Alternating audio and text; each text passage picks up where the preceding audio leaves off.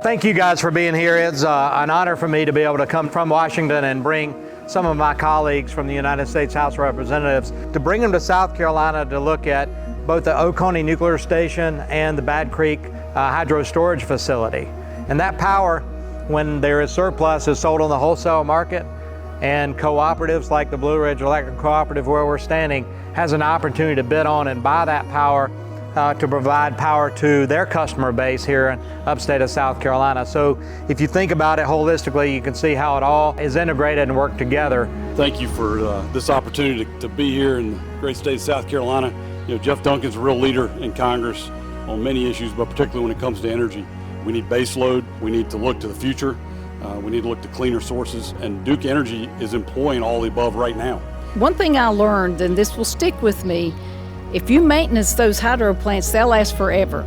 To meet the demands that we need, it's going to be things like hydro and nuclear if we want to be good to the planet, but we also want to provide the citizens we serve with clean energy and enough of it. The single most important thing about these two sources of power is they're reliable. The second thing I think that's really important is they're both carbon-free.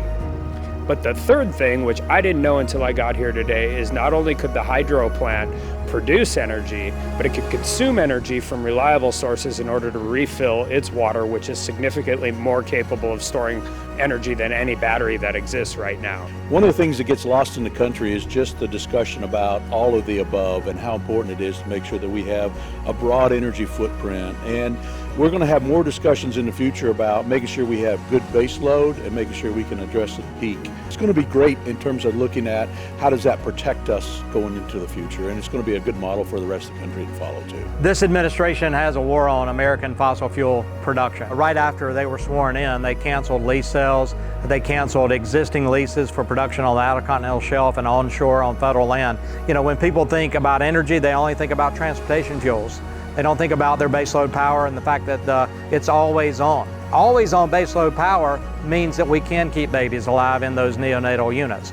We can have power for our hospitals, we can have power for our manufacturing, and we can have power to keep our food fresh. Based in energy policy and reality and not ideology, that'd be a good place to start. And the reality is if we don't make it better to get infrastructure in the ground, it doesn't matter if it's a natural gas facility, a hydro facility, or a nuclear facility, or an offshore wind facility. If you can't get that infrastructure in the ground, you cannot get the power from where it's produced to where it's consumed.